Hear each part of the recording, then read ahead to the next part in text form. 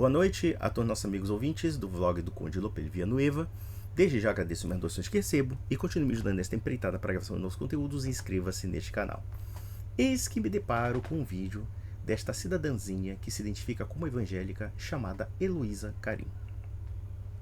Resta saber o que significa a palavra evangélica na cabecita ou na cachola desta cidadã que tem uma compulsão tanto para falar como para não entender absolutamente nada.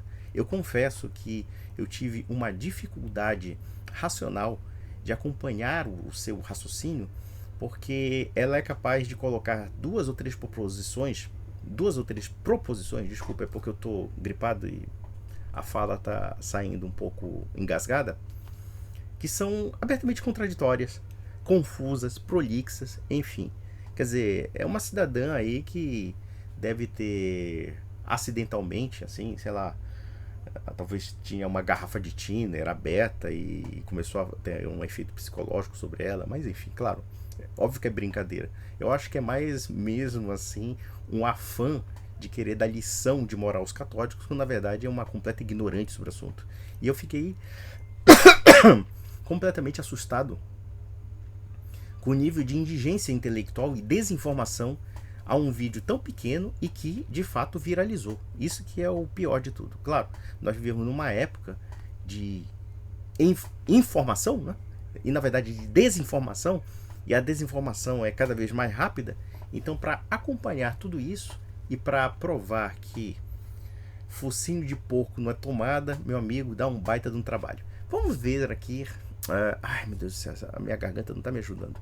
Vamos ver as besteiras que essa dondoca fala. Vamos lá. Jesus criou uma igreja e não foi a católica. Olha, isso aqui foi uma pérola, porque se vocês acompanharem o raciocínio dela, ela vai dizer que a igreja foi fundada por Cristo, mas não é católica. Aí depois ela muda o raciocínio e ela diz que de fato era católica, porém não era romana. Quer dizer, nós temos dois raciocínios que são contraditórios por si mesmos. Mas já falando sobre o assunto Igreja Católica, a primeira menção a esta palavra nós encontramos num documento do final do século I de Santo Inácio de Antioquia, que escreveu uma carta aos herminenses ou herminiotas, como queiram chamar. E ele faz uma equiparação entre a Igreja Católica, o bispo e Jesus Cristo. Ou seja, nós temos que entender que quando Inácio de Antioquia direciona a afirmar claramente que a Igreja de Nosso Senhor é uma igreja universal, vocês podem ter certeza de que quem ouviu essa carta estava familiarizado com este conceito. Então podemos deduzir que, embora a citação documental de Inácio seja do final do século I, porém, a ideia de uma igreja universal, uma igreja que abarca povos e nações inteiros, é muito mais antiga do que a própria textualidade de Santo Inácio. Mas se por um lado nós temos uma igreja que, segundo ela, não foi católica, ainda que os documentos provem o contrário, e nós temos que relembrar que, segundo uma tradição, Inácio era discípulo de João e era sucessor de Pedro em Antioquia. E, no entanto, dentre as inúmeras cartas que ele escreveu a várias igrejas, uma delas é bastante significativa do grau de reverência e distinção pela qual ele direciona, por exemplo, a uma determinada igreja, no caso, a Igreja de Roma. Dentre as inúmeras igrejas da sucessão apostólica, a Igreja de Roma é citada e citada com deferência. E não somente com deferência e com distinção, mas também, além do aspecto que vincula a Igreja de Roma como uma igreja que tem uma proeminência sobre as demais igrejas, ao fato de que Inácio cita Pedro e Paulo. Ora, se ele cita para os romanos, no final do século I, as figuras de Pedro e Paulo, é porque, segundo a tradição, e todos nós sabemos disso, que Pedro e Paulo morreram em Roma. E Pedro deixou uma sucessão apostólica, que no caso é a sucessão dos bispos de Roma, que nós hoje chamamos de papas. Então isso aqui está bastante elucidado e é bastante documentado historicamente, tá? E quando nós falamos de uma igreja católica, evidentemente que a igreja católica romana está ligada com outras demais igrejas que nós chamamos de sui iuris ou particulares. Em outras palavras, por exemplo, quando havia a Igreja de Roma no século I, havia a Igreja de Roma, que tinha um destaque sobre as demais igrejas. Claro que quando nós falamos da evolução ou do aperfeiçoamento da autoridade da primazia petrina, né? Claro que aqui se discute e é interessante isso, porque as igrejas ortodoxas, como as igrejas de matriz também cismática, pré-calcedonianas, enfim, todas elas, não negam necessariamente o conceito da primazia. Eles negam a jurisdição universal do Papa. Então, mas a primazia ela é alegada desde o século I, desde o século II. Claro que é uma discussão porque existe no século I, até, digamos assim, o advento do texto de São Irineu de Lyon, um certo hiato, digamos assim, uma certa carência documental pela qual a gente pode afirmar necessariamente como surge essa primazia sucessivamente, tá? Mas ela tem grandes indícios de ser alegada, né, já no final do século I. Então, por exemplo, nós temos as cartas de Santo Inácio de Antioquia e nós temos a carta de São Clemente Romano, né? São Clemente Romano foi, segundo a tradição, o terceiro bispo de Roma depois de Pedro, né? Então, por exemplo, você tem Pedro, Lino, Cleto e Clemente. E Clemente é citado na carta de São Paulo aos Filipenses. Ele era um discípulo de Paulo, se não me falha a memória. Então, São Clemente Romano escreve uma carta para a igreja de Corinto, tentando resolver os problemas de Corinto, né? Os conflitos da igreja de Corinto. Muitas pessoas vão debater se essa carta prova ou não a importância da igreja de Roma para resolver os conflitos e, portanto, se ela tem essa autoridade para resolver conflitos de igrejas aparentemente menores, então podemos deduzir a partir disso, né? Que talvez ela tivesse já um certo destaque de autoridade, né?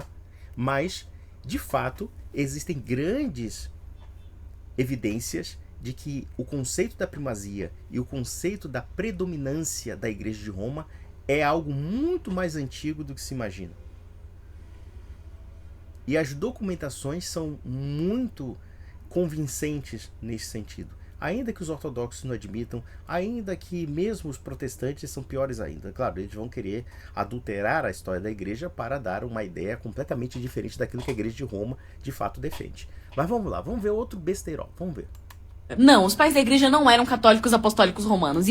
Não, na verdade, eles eram católicos, dentre os quais a Igreja de Roma. Havia a Igreja de Roma e as demais igrejas.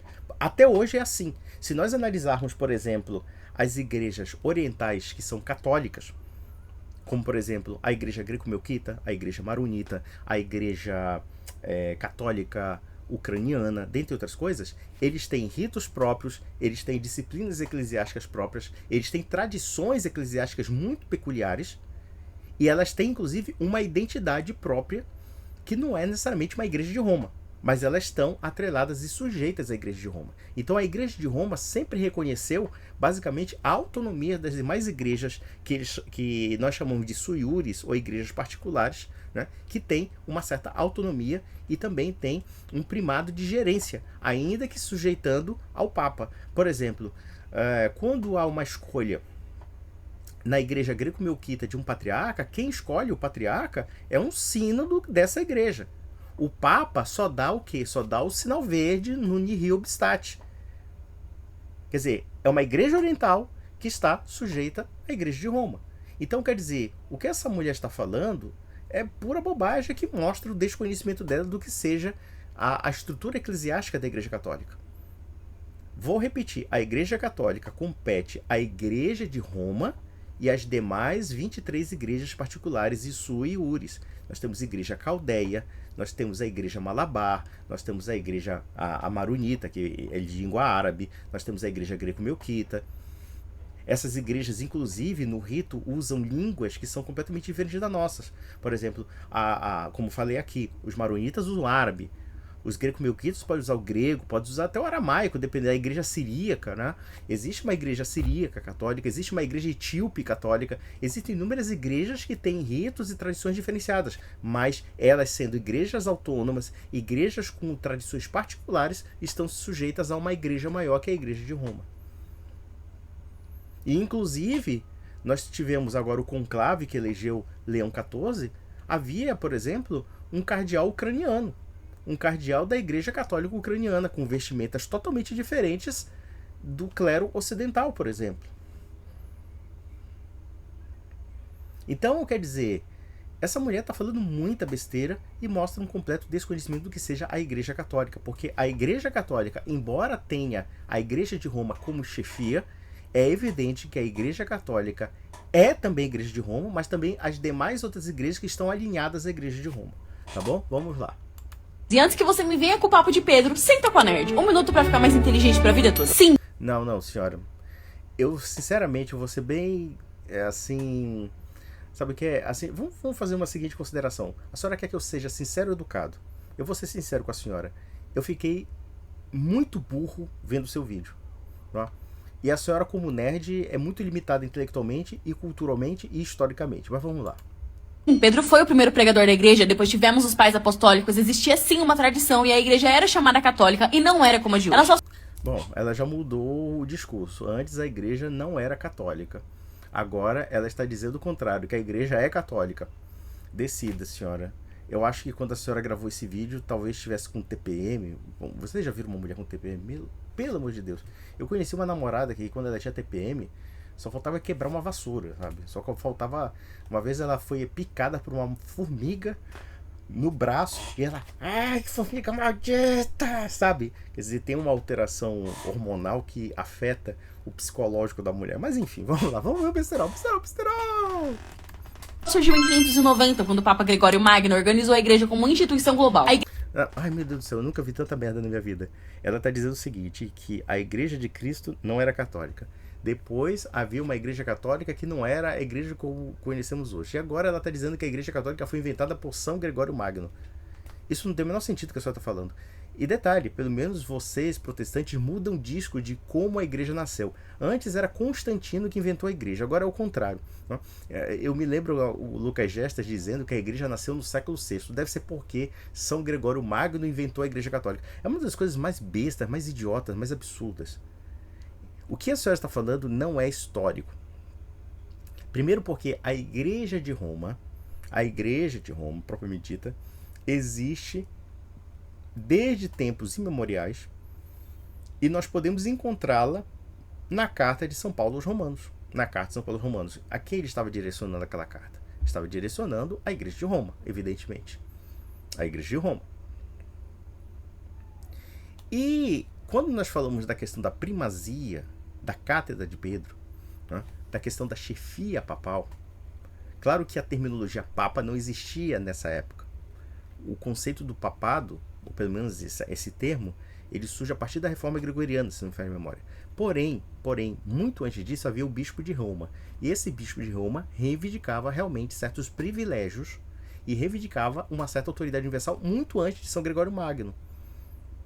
Por exemplo, Irineu de Lyon, que escreveu o livro Contra as Heresias, fala claramente que a igreja de Roma é a mais importante de todas as igrejas e todas as igrejas do mundo têm que se sujeitar a ela. Isso estamos falando de um documento do século II. Eu relatei aqui a deferência com que Santo Inácio de Antioquia se direciona à igreja de Roma. Ou então São Clemente Romano resolvendo problemas de uma igreja de Corinto, lá do raio que o parta. Ele provavelmente estava em Roma, resolvendo um problema de um lugar que era do outro lado, né, do outro lado do Mediterrâneo, digamos assim. Eu acho que é o Adriático, se não me falha a memória, né? Nós temos o Tirreno e o Adriático cercando a Itália, tá? Então, quer dizer, isso não é uma prova documental conclusiva de que a primazia ela sempre foi reivindicada pela igreja de Roma e ela foi aceita por inúmeras igrejas apostólicas que estavam alinhadas a Roma. Mesmo que, evidentemente, o patriarca de Constantinopla tenha brigado com o Papa, com o bispo de Roma, ou então, sei lá, é muito comum, parece que foi Cipriano de Cartago que se rebelou contra o bispo de Roma, achou que ele estava fugindo das prerrogativas, e na verdade quem estava errado era Cipriano de Cartago. Mas tudo bem, isso é uma outra história, não vou falar sobre esse assunto, que é um assunto mais complexo. Mas seja o que for, o fato é o seguinte: a reivindicação de uma chefia universal ela é muito mais antiga do que São Gregório Magno. Nós temos Leão I, São Leão Magno, reivindicando essa primazia. Nós temos Santo Agostinho reivindicando a primazia de Roma. É claro que os protestantes fazem um contorcionismo mental para afirmar que não haveria uma jurisdição universal, ou não haveria, por exemplo, uma última palavra da Igreja de Roma com relação aos dogmas de fé e aos concílios ecumênicos. E, na verdade, é justamente o contrário. Nos documentos dos concílios ecumênicos, quem dá a última palavra é a Igreja de Roma. Inclusive, existem várias frases de Santo Agostinho. Eu não acreditaria nos evangelhos se não me fossem dados pela Igreja Católica. Aí o protestante ele faz um contorcionismo mental, porque é mentiroso, safado, sem vergonha. Ele quer provar que a Igreja não presta. Ele quer fazer a desconstrução teológica da Igreja. Então ele vai ficar inventando inúmeras terminologias, vai apelar a uma historiografia liberal para falar mal da Igreja. Ele vai fazer isso. Mas, por outro lado, o mesmo Agostinho, que fala claramente que ele só acreditaria no Evangelho se fosse dado pela Igreja Católica, é o mesmo Santo Agostinho que fala: Roma locuta causa finita est. O que Roma fala está decidido e encerra-se o debate. Se isso não é uma prova da primazia de Roma e da primazia da Igreja de Roma, eu já não sei o que é prova. E, claro, os ortodoxos, os protestantes vão inventar inúmeros contorcionismos mentais para falar um bocado de besteira. Vamos lá, vamos ver o besteirão. A igreja primitiva não usava os livros apócrifos na Bíblia. Minha Nossa Senhora, pare de falar besteira, minha senhora. Pare de falar bobagem. Não somente os livros deuterocanônicos eram usados na igreja primitiva, como ele é citado por inúmeros autores apostólicos. Por exemplo, se não me falha a memória, São Clemente Romano cita deuterocanônicos. Aliás, o próprio Jesus Cristo, os próprios apóstolos citam os deuterocanônicos. Tudo bem, citar o deuterocanônico não é uma prova de validade do texto bíblico, porque, por exemplo, existem textos ou existem, por exemplo, obras que são citadas na Sagrada Escritura. Vamos pegar a carta de São Judas. Ele cita o texto do livro de Enoque, né? Ele cita o livro de Enoque praticamente, mas o livro de Enoque não é considerado inspirado, tá? Mas seja o que for, o fato é o seguinte: desde tempos imemoriais a Septuaginta, e em particular os chamados 7 livros da Bíblia do Antigo Testamento, eles se encontram na Bíblia cristã. E ainda que houvesse um debate sobre a validade ou não desses textos, nós temos também que considerar que o debate canônico não se resumiu a esses textos. Ele também foi aplicado ao Novo Testamento. Vejam que o discurso ou o debate protestante sobre os deuterocanônicos, eles padecem de um certo anacronismo, porque os cristãos, quando debateram o cânon bíblico, eles não viam os deuterocanônicos como deuterocanônicos. Eles viam o seguinte, que havia textos que eram consenso no sentido da inspiração, eles eram consensuais. Por exemplo, os 4 evangelhos. Os 4 evangelhos sempre foi um consenso entre os autores patrísticos, entre os concílios e assim sucessivamente, né? Quer dizer, entre os bispos, os 4 evangelhos sempre foram um consenso. Mas havia textos que causavam um dissenso. E esses textos não se limitavam aos 7 livros da Bíblia, né? Os 7 livros do Antigo Testamento. Não, havia livros do Novo Testamento também que não eram objeto de consenso. Como, por exemplo, Apocalipse de João. Nunca foi um consenso. Carta de São Paulo aos Hebreus. Outro livro também questionado. Por quê? Porque algumas igrejas não tinham esses livros. Ou duvidavam da autoria de João. Outras cartas. 1º e 2º Pedro. É a mesma coisa. Havia questionamentos sobre a autenticidade. Porque, embora algumas igrejas tivessem ciência desses documentos, outras não tinham. Então eles precisariam se reorganizar para conferir e simplesmente chegar à conclusão de que aqueles textos, de fato, eram válidos ou não. Por exemplo, vamos pegar talvez uma das primeiras tentativas de oficializar um cânon bíblico, né? Nós temos o Concílio de Hipona e Cartago, né, que são concílios regionais, evidentemente que ele não tem uma abrangência, né, podemos dizer que eles não têm uma validade universal, ou pelo menos se alega isso, sempre para querer criticar a Igreja Católica. Mas só que o fato de eles não terem sido tão abrangentes, no entanto, todos esses concílios que eram africanos tiveram a anuência do bispo de Roma.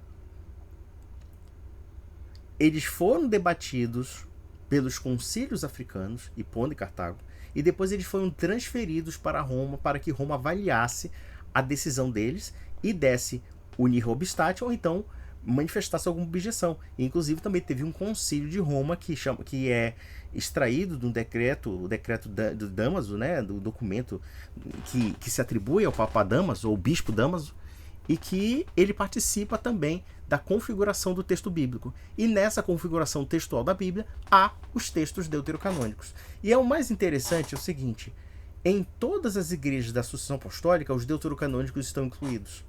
Os questionamentos relacionados aos deuterocanônicos, ou seja, a questão da negação deles ou coisa parecida, foi mais uma exceção do que uma regra. Tanto é verdade que, por exemplo, nós temos o grande debate entre Agostinho e São Jerônimo. São Jerônimo, querendo se aproximar da visão canônica judaica, ele começou a ter questionamentos sobre esses chamados textos deuterocanônicos, né? Que não eram entendidos como deuterocanônicos, tá? É isso que a gente tem que compreender.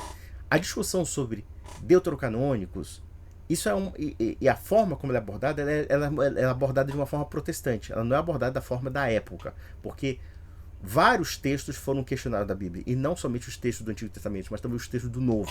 É isso que nós temos que entender. Para a visão do século III e do século IV, não havia essa coisa assim, nós estamos questionando apenas 7 livros da Bíblia. Não, quase todos eram questionados. Muitos eram questionados. Inclusive textos do Novo Testamento.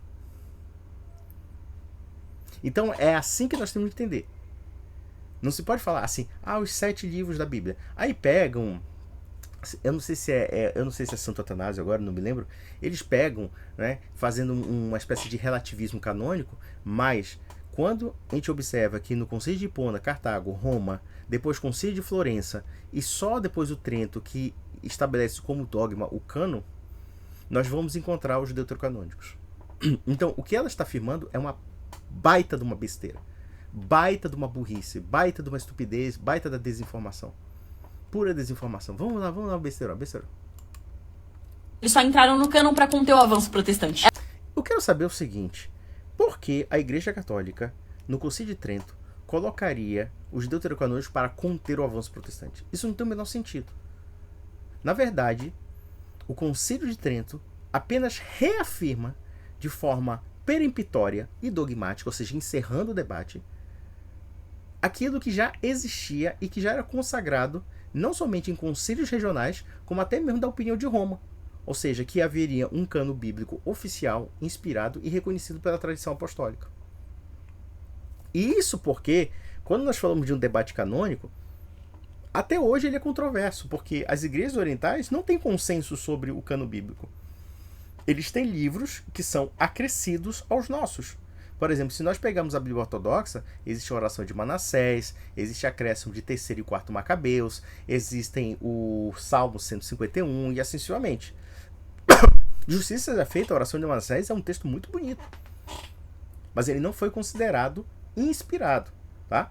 Pode ser, e a gente tem que entender que esse conceito de cânon, ele também tem um desenvolvimento, e muito do que nós entendemos como canônico ou como o conceito do cânon no sentido de uma Bíblia oficial, ela também tem aspectos de modernidade, porque na época apostólica e nos 3 primeiros séculos da igreja, os textos sagrados, eles eram um complemento de uma sacramentação, de uma visão litúrgica. Então, por exemplo, essa ideia que nós temos de um livro separado da igreja, de um livro separado da liturgia, isso é uma coisa também muito moderna. Então, a leitura bíblica, ela era um complemento da sacramentação, um complemento da liturgia. Até para você falar sobre a origem da liturgia, etc. E isso junto com uma tradição oral, viu? Com uma tradição oral. Então, essa mulher não entende nada sobre o cânon bíblico. É só baboseira, é só para dizer assim, eu sou contra o catolicismo. Entendeu? Vamos lá, vamos, besterol. Ela se reunia em casas, praças ou catacumbas. Só em 313, com o apoio do imperador, os templos foram construídos, transformando o culto simples em uma reunião elitizada. Eu não sei o que significa isso. Reunião elitizada. O que ela acha que é a Santa Missa? Do século I até o século XV e XVI, a missa era acessível a todas as pessoas. Então eu não sei o que ela entende por culto elitizado. É evidente que quando a igreja começa a se estabelecer como religião oficial, e observem que, na verdade, quem estabelece uma religião oficial não é Constantino, mas sim Teodósio. No ano 381, ele oficializa e estabelece a religião cristã como religião do Império. É evidente que você tem uma mudança do paradigma do cristianismo. O cristianismo se torna uma religião de grandes massas, uma religião que se torna inclusive majoritária no Império Romano, através dessa ascensão meteórica que os cristãos de perseguidos começam a se tornar o estabilishment do Império Romano, né? Então, observe uma coisa, é evidente que os cristãos sairiam das catacumbas, sairiam das casas e se tornariam uma religião pública.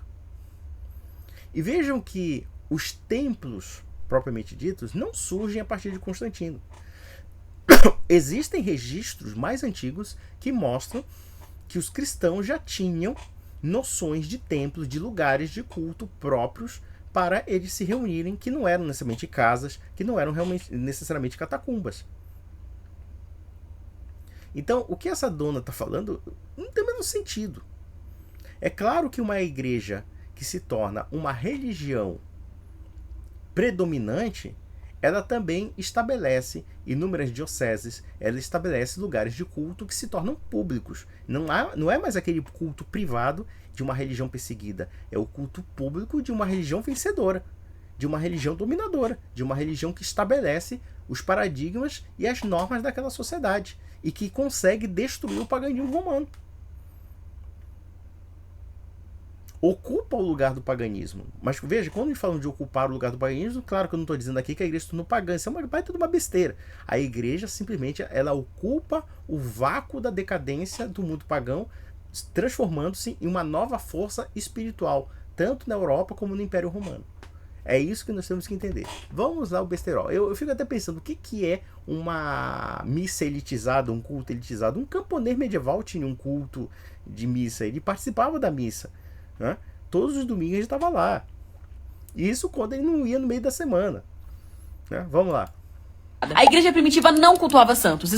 Falando besteira, moça, claro que a igreja cultuava santos. Eu não sei o que a senhora entende por culto aos santos. Por exemplo, os apóstolos sempre falam para os seus seguidores: sede meus imitadores. Isso não é uma forma de culto? A senhora não sabe o que é o culto. Claro que a senhora confunde culto com idolatria. Aí fica falando essa besteira, essa merda tipicamente protestante de achar que guardar a memória dos santos é uma forma de idolatria. Os judeus, que são judeus, têm formas de culto e de reverência aos seus profetas, a Moisés, a Abraão, etc. Quando nós falamos de culto aqui, nós temos que entender o seguinte: é uma reverência à memória de uma pessoa santa. Então, os judeus, no mundo antigo, eles não somente tinham reverência, como culto aos profetas. Quando alguém chegava para um profeta, ele se ajoelhava perante o profeta. Isso é uma forma de culto. Quando os judeus saem do Egito, né, saem do Egito e levam os ossos de José, aquilo ali é como se fosse uma relíquia. Quer dizer, vamos pegar os ossos de José para enterrar na Terra Santa, na Terra Prometida. Se os ossos de José não fossem valorizados, deixa aí no Egito mesmo, joga essa aí, só uma tralha, só ossada. Mas não, eles tiveram a perfeita consciência de que eles deveriam levar os restos mortais de José para a Terra Prometida. Como, aliás, Abraão é considerado o pai da fé. Ele serve como referência. E não somente como referência, mas também ele é objeto de culto. E quando falamos de culto, vamos fazer um desenho aqui para os protestantes. Culto não é a mesma coisa que adoração. Formas de culto você encontra em aspectos da sua vida cotidiana. Honrar pai e mãe. Nossa, um catarro na minha garganta aqui. Honrar pai e mãe é forma de culto. Honrar os professores é forma de culto.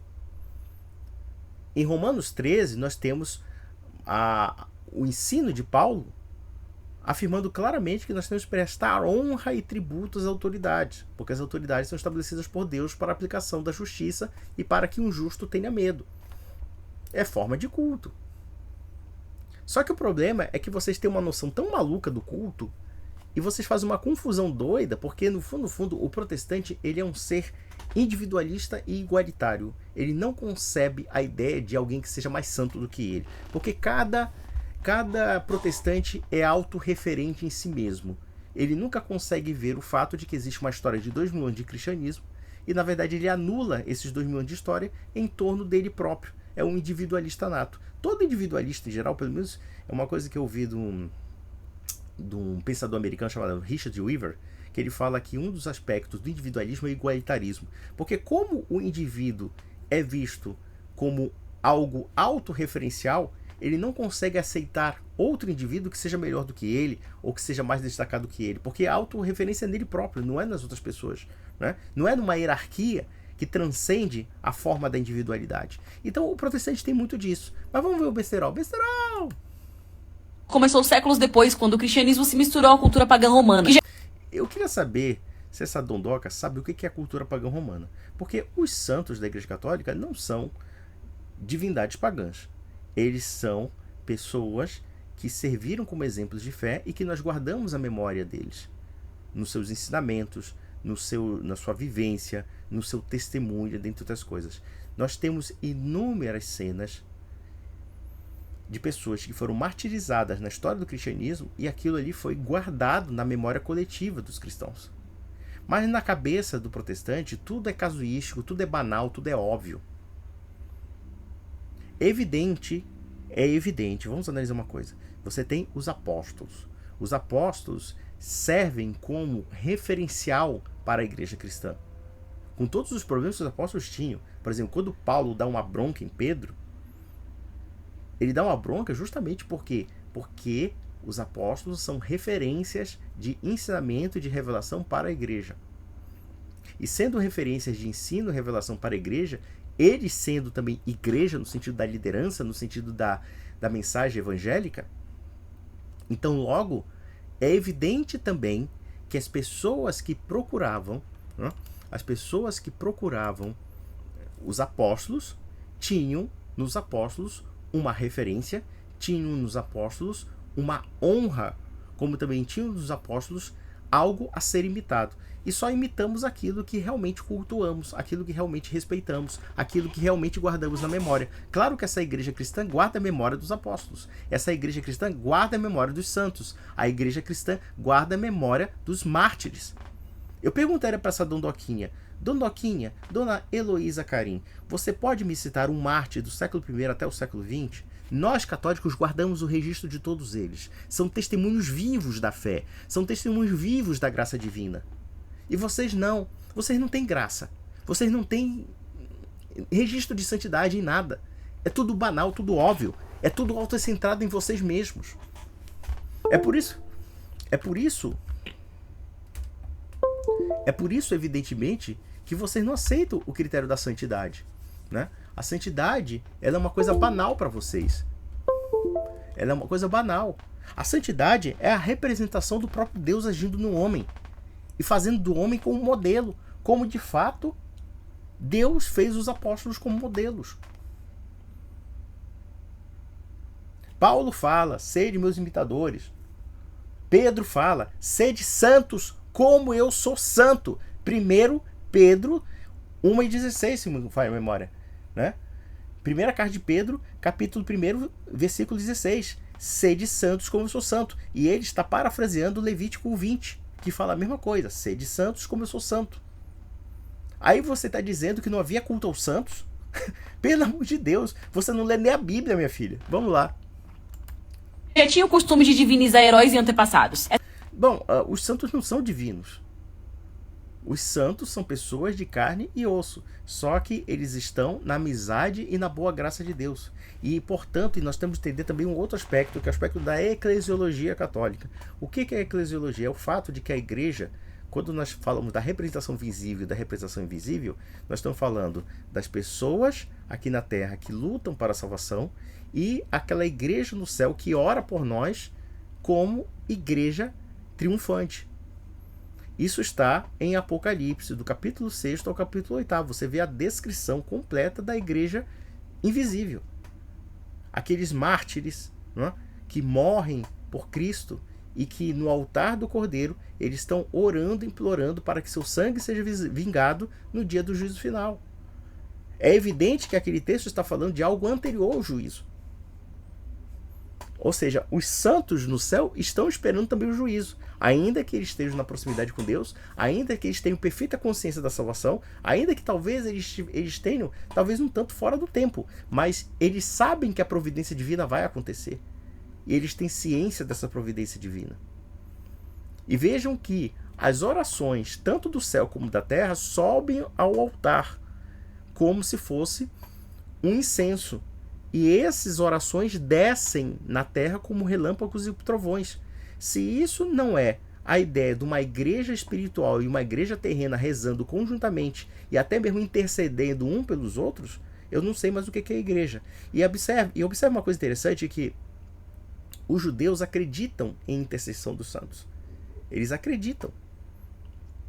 A tradição da intercessão, que é diferente de mediação, porque quando falamos de interceder, é o seguinte: um santo, quando intercede, ele não tem poderes próprios, mas ele serve como um instrumento de você se aproximar de Deus. Como, aliás, se eu rezasse para essa criatura, para ela se converter ao catolicismo, eu estaria também intercedendo por ela.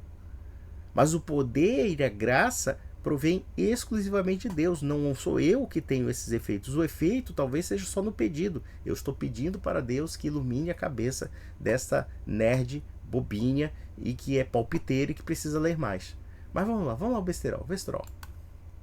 Essa prática foi incorporada gradualmente com a justificativa de honrar pessoas piedosas, mas acabou se tornando culto e intercessão, não ensinados pelos apóstolos.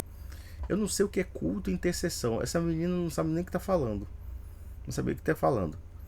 A questão da intercessão é nevrálgica na história bíblica e na história do cristianismo. Paulo de Tarso, se não me falha a memória, acho que é 1 Timóteo, capítulo 2, acho que é 1 Timóteo, capítulo 2, ele fala assim: fazei súplicas, orações, intercessões em favor de todos, porque Deus quer a salvação de todos e que todos tenham conhecimento da verdade. Estou fazendo um resumo aqui porque ele fala uma outra coisa, tá? Então, quer dizer, o próprio Paulo de Tarso fala: orai, né, e interceda. Se não for a memória, Tiago também fala a mesma coisa. Orai uns pelos outros, né? Orar pelos outros é o quê? É interceder. Eu estou pedindo a favor daquela pessoa. E quando nós falamos de uma oração aos santos, o que é orar? Orar é simplesmente pedir, é clamar por alguém. E veja que na Bíblia nós temos clamores de pessoas que estão a quilômetros de distância de outras. Como, por exemplo, aquela cena em que Paulo tem uma visão de um macedônio implorando para que ele apareça. Quer dizer, o macedônio, a quilômetros de distância, estava implorando para que Paulo viesse socorrendo espiritualmente. Então você vê que a Sagrada Escritura permite sim isso. E isso sem prejuízo da tradição que desenvolve o conceito da intercessão dos santos e assim sucessivamente. E que a intercessão dos santos está ligada claramente à eclesiologia católica. Ou seja, o que nós entendemos por igreja. Coisa que essa menina não entende, evidentemente, porque ela tem uma visão materialista de igreja. Ela acha que a igreja, na verdade, é uma aglomeração casuística de salvos que não se identificam em nada, não é? Porque eles não têm a mesma fé, o mesmo batismo, o mesmo corpo, o mesmo espírito. É uma visão puramente rarefeita do que ele acha que é Jesus Cristo, do que eles acham que é Jesus Cristo, e eles se reúnem por uma questão puramente sentimental, né? Uma coisa assim puramente banal, né? A igreja para eles é uma coisa banal, é uma coisa assim de uma reuniãozinha de sociedade de clubinho do Palmeiras e Corinthians, sabe? Vamos lá. As igrejas eram autônomas, sem uma hierarquia universal. Não, isso é completamente falso. Tá, minha senhora, então me explique textos do século I, do século II, do século III que falam de uma primazia de uma igreja sobre as outras. Essa história de que existiu igrejas autônomas, isso é papo de protestante, porque eles não são autônomos, eles são fragmentários mesmo. Tá? Fragmentários mesmo. Aliás, se nós observarmos bem a estrutura das igrejas autocéfalas de matriz ortodoxa, é uma coisa recente também. Até porque, vejam a falta que dá a igreja de Roma com relação às igrejas ortodoxas. Depois do cisma do Oriente, que eles poderiam chamar de cisma do Ocidente, mas enfim, é cisma do Oriente. Eles separaram. Nós somos a igreja católica e eles estão ali cismáticos. Mas o André Luiz vai ficar triste comigo. Mas tudo bem, ele sabe. A gente toma umas bebedeiras aí, a gente até tira a sal da cara do outro, mas tá de boa. O cisma do Oriente causou tal problema nas igrejas ortodoxas que elas mesmas não se entendem. Existem rivalidades severas entre as igrejas da Rússia, a igreja da Ucrânia, a igreja da Romênia, a igreja da Grécia, e assim sucessivamente. Eles se odeiam. E tem uma coisa que me deixou muito chocado nas igrejas ortodoxas, é que essas igrejas, elas são muito etnocêntricas, né? Elas não têm esse espírito universalista que a igreja católica tem. Eu posso encontrar um católico japonês, eu posso encontrar um católico americano, eu posso encontrar um católico europeu, né? Um católico latino-americano, africano, sei lá, de qualquer nacionalidade. Então, quer dizer, nós somos 1.300.000.000 de católicos, ou seja, nós temos praticamente a população da China em matéria de catolicismo, e nós vamos encontrar variadas línguas, variadas culturas, acessivamente. Ou seja, ela é uma igreja universal de fato. A igreja de Roma personifica realmente a unidade e a universalidade. Mas eu não encontro isso na igreja ortodoxa. Eu vou numa igreja ortodoxa de matriz siríaca, é só uma turma de sírios ali, e olha lá, e eles são muito fechados. Por quê? Porque eles são muito ciosos de uma identidade local. A autocefalia ortodoxa me parece que fortalece muito esses identitarismos nacionais. E isso sem prejuízo do cesaropapismo, que é um grande problema para nós, principalmente da igreja de Roma, que acreditamos na supremacia da igreja, não na supremacia do Estado. Nós não queremos uma igreja do tipo russa que promove o império russo, né? Ou, sei lá, o império bizantino, coisa parecida. Nós, católicos romanos conseguimos viver sem os impérios. Os impérios desapareceram praticamente todos. Estamos aí, evangelizando, divulgando a palavra de Nosso Senhor. Enquanto isso, as igrejas ortodoxas ficam muito presas a determinados esquemas históricos, esquemas políticos, que, no entender, são bastante problemáticos. Mas vamos lá. Séculos depois, com o enfraquecimento político em Roma, o bispo assumiu o título e papel de papa, algo inexistente na igreja primitiva. Ai, meu Deus do céu, que besteira, que besteira. Vamos lá. Primeiramente, não é que o papa ou o bispo de Roma quisesse ser assim, olha, agora eu quero ser o fodão e quero acabar com o império. Não. O que aconteceu é o seguinte: houve o colapso do Império Romano. E dentre esse colapso do Império Romano, a única instituição que sobrou de forma institucionalizada foi a Igreja Católica. Se não houvesse essa prerrogativa da Igreja de querer reestruturar uma sociedade que estava em declínio, vocês podem ter certeza que o mundo clássico teria desaparecido. Basicamente isso. Então, na verdade, foi uma responsabilidade hercúlea e excelsa a Igreja Católica restaurar a Europa, restaurar a cultura tanto latina, propriamente dita, como a cultura clássica em alguns aspectos, né? Então, quer dizer, quando a igreja ela começa a ter a capacidade política de tentar reestruturar toda a Europa, na verdade ela faz dentro de uma completa destruição da ordem pública, da ordem social, de completo caos, porque você tem invasões bárbaras, invasões dos vikings ao norte, invasões dos magiares, dos burgúndios, de vários povos ali do centro da Europa, e no sul você tem depois, muito tempo depois, principalmente no século VII, né, o Islã se expandindo lá e praticamente destruindo o cristianismo africano. O cristianismo africano praticamente desaparece com a invasão islâmica. O norte da África, que foi fecundo no que diz respeito ao cristianismo, pessoas como Tertuliano, como Agostinho, como Cipriano de Cartago, dentre outros, essa igreja simplesmente some e cai na mais completa insignificância por conta da invasão islâmica. Aí o que essa querida queria que a igreja fizesse? Não fizesse nada?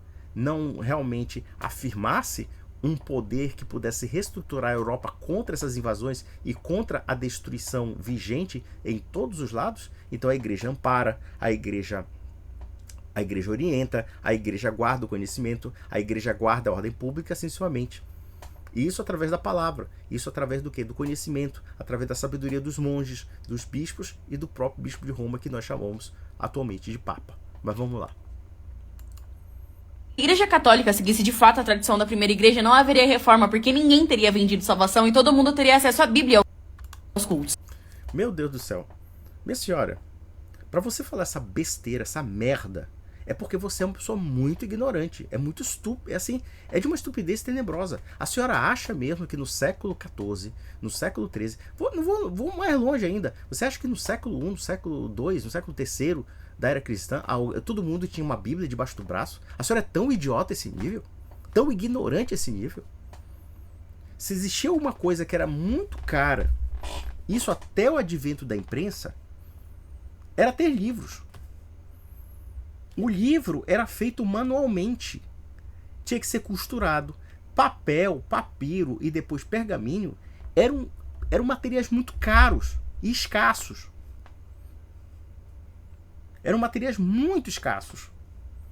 Então na cabecinha dela era o seguinte: a igreja escondia a Bíblia, porque ela achava que talvez, sei lá, num campo medieval lá, né, havia a Sociedade Bíblica do Brasil distribuindo Bíblia, a igreja, não, fecha aí, fecha isso.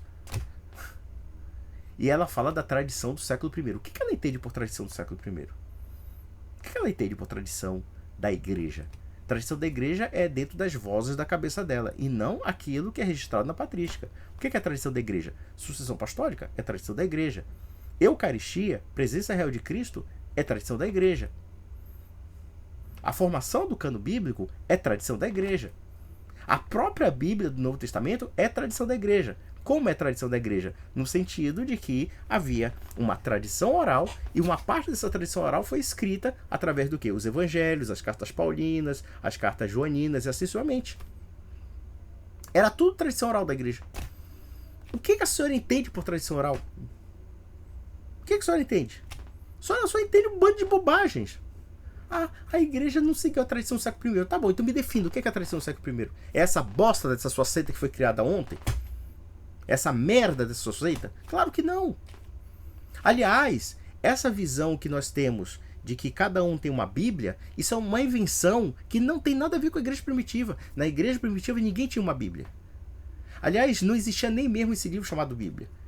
Os textos que nós temos hoje do Novo Testamento, eles eram totalmente fragmentados, eles eram separados uns dos outros. Foi a igreja que pegou, reuniu e compilou num único livro. É isso que nós temos que entender. Então, na verdade, como é que as pessoas tinham conhecimento da palavra de Deus? E nós temos que ter a ideia aqui que a palavra de Deus não é necessariamente escritura. É através da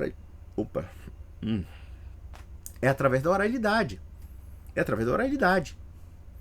As pessoas se reuniam através dos cultos sacrificiais da Eucaristia, ou então quando uma pessoa estava sendo introduzida, ela assistia a alguns ensinamentos e assim sucessivamente. E lenta e gradualmente ela era iniciada nos sacramentos, no batismo e assim sucessivamente, né? No batismo. E a partir disso havia a leitura litúrgica. A leitura litúrgica era parte dos sacramentos. Ela não era dissociada dos sacramentos. Então você aprendia, no caso a Sagrada Escritura, através da sacramentação. Então, por exemplo, quando você era batizado, aí tem a leitura sobre o batismo, né? Como ela surge. E vejam que o batismo surge antes da própria Sagrada Escritura. É isso que é interessante. Quando nós percebemos as descrições do Novo Testamento sobre batismos, são descrições pretéritas, ou seja, fatos que aconteceram e que só posteriormente foram descritos baseados numa ideia de que nós precisamos explicar a origem desses sacramentos do ponto de vista histórico. Mas isso não se limita ao que está escrito. Por quê? Porque existe uma prática orgânica nessa igreja, existe uma prática histórica dessa igreja que continua junto com o texto. O texto não anula o que foi praticado, não anula o que as pessoas entendiam por sacrifícios, no caso da Eucaristia, ou seja, a presença real de Cristo, Cristo se oferecendo em sacrifício e assim sucessivamente. Então era assim que era entendido. Ninguém essa história, olha, a igreja do século I tinha uma Bíblia debaixo do braço. Claro que não. Essa ideia da Bíblia debaixo do braço protestante é uma invenção do Renascimento. E ela foi introduzida pela imprensa pelo senhor Johannes Gutenberg. Então, o que vocês idealizam como igreja primitiva não é igreja primitiva. O que vocês idealizam como igreja primitiva é uma igreja que é fundamentada a partir do Renascimento, com uma sobrevalorização do texto e da crítica textual, da análise filológica, em detrimento da tradição, em detrimento da organicidade do texto. Quando eu falo da organicidade do texto, eu estou dizendo que é o seguinte: o texto bíblico, tal como nós entendemos hoje, ela é uma construção histórica dentro de um ambiente chamado igreja. Por quê? Se nós analisarmos o teor dos 4 evangelhos, como também o teor das cartas apostólicas, nós vamos perceber que a centralidade em torno daqueles assuntos é o quê? A mensagem evangélica, e essa mensagem evangélica sendo transmitida dentro de um corpo orgânico chamado igreja. Então, a Bíblia é um conhecimento da igreja, é algo transmitido pela igreja, é algo que foi revelado para a igreja e guardado por ela. E ela é depositária desse conhecimento. E não somente do conhecimento bíblico, mas também depositária do sacramento, depositária da autoridade que foi dada a ela. Quando Paulo de Tarso diz que a igreja, caso Deus viu, coluna e fundamento da verdade, aquilo ali não é uma coisa banal. Não é assim, não, fundei uma igreja, agora é a autoridade. Não, não é assim. Ela tem um processo orgânico de transmissão, não somente de saberes escritos, no caso das escrituras, mas também saberes orais, práticas eclesiásticas, inclusive. E também a transmissão de uma autoridade. O que são os bispos? Guardiães da fé, depositários da fé, são aqueles que são treinados, que são educados para guardar aquilo que os apóstolos queriam transmitir por tempos imemoriais. Pronto, acabou. Vamos lá. Rapaz, mas e a reforma? A reforma Nossa, que menina feinha, hein? Vamos lá. começou em 1517, quando Martinho Lutero fixou suas 95 teses na porta da igreja. Ele queria debater teologia, defendendo que a salvação vem apenas pela fé e pela graça, não por dinheiro ou obras. Suas ideias... Aqui vem sempre aquela caricatura sobre a importância das obras na justificação, né, na afirmação da própria fé. Quem fala isso é São Tiago. A fé sem obras é morta. De certo, não somos justificados apenas pela fé, e somos justificados também pelas obras. É evidente que Tiago não está dizendo que as obras salvam por si mesmas. Ele está dizendo que a fé coopera com as obras e as obras cooperam com a fé. Mas ele também coloca que o fideísmo protestante ele é falso. Tanto é verdade, filhinha, que Lutero queria tirar o texto de Tiago porque não condizia com a justificação somente pela fé. E, além do maluquinho, do monge alemão, querer tirar a carta de Tiago, que ele dizia que era carta de palha, ele adulterou quando Paulo diz, nós somos justificados pela fé. E ele coloca, nós somos justificados somente pela fé. E a justificativa dele é o seguinte, que na verdade o oráculo propriamente dito da fé não é a escritura, é a escritura segundo Lutero, segundo a tradução luterana. Então eu fico assim indignado com Lutero, porque Lutero era um homem extremamente inteligente, um homem extremamente talentoso, mas era um homem extremamente desonesto. E não somente desonesto, um homem irracível, um homem extremamente difícil, orgulhoso, pretensioso. De certo, a senhora não sabe desses detalhes, mas eu sei. Mas vamos lá. ideias se espalharam rapidamente pela Europa e a igreja ordenou que Lutero retirasse suas declarações, mas ele se recusou, afirmando que só voltaria atrás se fosse convencido pela Bíblia. Essa coisa de ser convencido pela Bíblia é o seguinte, eu estabeleço as diretrizes pelas quais eu quero ser convencido pela Bíblia. Quantas vezes um católico já não convenceu um protestante, por exemplo, de que a sola escritura é falsa? A sola escritura não está na Bíblia, por exemplo. Em vários debates católicos e evangélicos, os protestantes têm um rodeio, né? Uma pirueta verbal, uma pirueta teológica para justificar um princípio que não está na Bíblia, que é extra-bíblico, que é a sola escritura.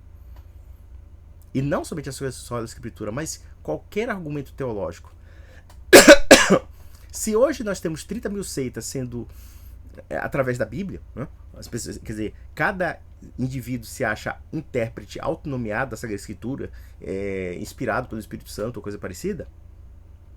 Então veja que o argumento de Lutero, quando ele diz assim, tente provar na Bíblia, isso, na verdade, é um jogo retórico, porque, na verdade, tente provar que eu estou errado, né? Não segundo a Bíblia, segundo eu próprio, Lutero. É isso que aconteceu. E, na verdade, Lutero apanhou muito em muitos debates. Só que ele era um bicho teimoso, rebelde, ele conseguiu insuflar a massa contra a Igreja Católica. Havia um sentimento anticatólico na Alemanha, um sentimento de ressentimento, né? O germânico contra o latino e assim sucessivamente. Ele explorou muitos sentimentos dos mais baixos dos alemães para se rebelar contra a Igreja Católica, e não somente isso, estimular inclusive a cupidez dos príncipes alemães que queriam as propriedades da igreja e conseguiram. Não somente conseguiram tomar as propriedades da igreja, como inclusive estabeleceram suas igrejas nacionais sem o Papa. Na verdade, agora o Papa vai ser o príncipe. O príncipe tal, luterano, vai se tornar o Papa da Igreja Nacional. Foi isso que ele fez. Viu, bobinha? Viu, nerdzinha? Por isso foi excomungado e declarado fora da lei. Fora da lei, vagabundo, sem vergonha, sem vergonha. Não sei como é que alguém ainda é luterano, me desculpa. Com todo respeito aos luteranos, que eu acho que os luteranos, em geral, são pessoas muito sérias, mas eu não consigo admirar Lutero. Me desculpa, mas Lutero é uma coisa que não me passa pela garganta. Mas vamos lá. A partir daí, muita coisa aconteceu, mas a principal foi você ter tido acesso a essa belezinha aqui. Jesus criou uma... Aqui ela cria um mito fundacional da Reforma. A de que a Reforma fez a Bíblia se tornar comum à população, o que é uma grande mentira. Pelo contrário, se nós analisarmos as chamadas traduções nacionais da Bíblia, vamos pegar a tradução inglesa, a tradução alemã e de muitas outras da Reforma, os estados nacionais, ou pelo menos as monarquias que estavam nascentes e que reivindicavam um preceito local, eles estabeleceram um vernáculo não necessariamente para democratizar a leitura ao povo, mas sim para a autoafirmação de um vínculo nacionalista. Então, por exemplo, quando a gente vê a Inglaterra traduzindo para o inglês, começa com Tyndale, né? E, inclusive, Tyndale foi perseguido por tudo quanto é gente, inclusive por Henrique VIII. Mas, enfim, Tyndale e depois a Bíblia King James e dentre outras coisas, o que acontece? Você estabelece a Bíblia nacional baseada nos critérios de uma igreja nacional. Ou seja, você nega a universalidade da igreja, né, e estabelece essa Bíblia nacional no sentido de um critério de um Papa nacional chamado Rei, e esse Papa nacional rompe com a unidade cristã.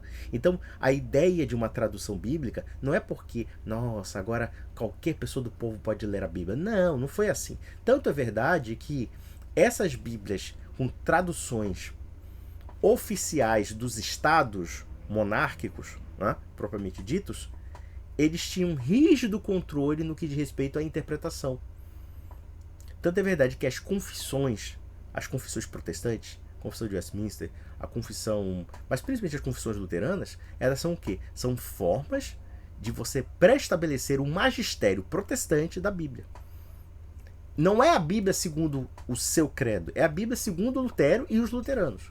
É a Bíblia segundo os anglicanos. É a Bíblia segundo os calvinistas, e assim sucessivamente. Então vejam que cada um tenta negar a autoridade da Igreja Católica, mas, por outro lado, estabelecem critérios pessoais particulares sobre o que é a Igreja Católica. Assim, critérios particulares do que é o entendimento bíblico, né? Entendimento bíblico. Então, quer dizer, cada igreja nacional estabelece um critério particular desse ensino. E a partir desse critério particular desse ensino, eles estabelecem também dogmas, novos dogmas, aqueles dogmas que devem ser aceitos, outros que devem ser negados, essencialmente. Só que o processo protestante ele é um processo desagregador. Por quê? Porque o fundamento da autoridade protestante é problemático por si mesmo. Porque Lutero afirma um alardeado sacerdócio universal em que todo mundo é intérprete da Bíblia e, na verdade, o que acontece? Você tem conflitos internos no próprio protestantismo. Você tem uma religião estatal protestante, de matriz luterana ou anglicana, e até mesmo calvinista e alguns principados alemães, tá? E por outro lado, você tem as dissidências daqueles protestantes que não aceitam as interpretações calvinistas, luteranas e anglicanas. Por exemplo, os Estados Unidos. Os Estados Unidos são uma nação criada através de seitas. Ou seja, do protestantismo que foi derrotado dentro da luta pela hegemonia teológica. Então, por exemplo, os puritanos, e puritanos de vários matizes, dos matizes mais radicais e sectários que você possa imaginar, fugiram para os Estados Unidos contra a perseguição de quê? De uma igreja católica? Não, igreja protestante, igreja anglicana. Ou seja, contra a igreja estatal. E a partir desse conflito entre uma estatalidade imposta e até sacralizada, porque o rei se torna o chefe da igreja, e por conta dos conflitos irresolvíveis que o protestantismo criou, então muitos teóricos protestantes começaram a crer na ideia de que a fundação de um Estado aconfessional ou não confessional seria a solução para os problemas religiosos. Aí você tem a ascensão da laicidade do Estado. Você tem a ascensão da ideia de que a religião e o Estado têm que ser separados. Por quê? Porque eles não se entendem, vão ficar se matando por religião, então cada um vive o secto da sua seita, contanto que essa seita e essa sua teologia particular e subjetivista não afete a ordem pública e o alardeado bem comum que seja, embora eu não acho que isso seja bem comum, mas tudo bem. Então, quer dizer, por exemplo, quando há segmentos protestantes que brigam, por exemplo, com setores episcopalianos, que são os anglicanos, né? Por quê? Porque eles são contra a igreja oficial. Então o que eles fazem? Vamos cada um viver no universo sectário, no universo das seitas, né? Você tem os Quakers, você tem os Amishes, você tem, sei lá, os presbiterianos, você tem os puritanos, você tem os unitaristas, você tem várias facções internas dentro do protestantismo, e que para eles não se matarem entre si e não se tornarem hegemônicos, então vamos criar um poder estatal neutro. E foi a partir daí que nós vemos a derrocada do cristianismo como um elemento de ordem pública. O cristianismo no protestantismo se torna uma ideologia.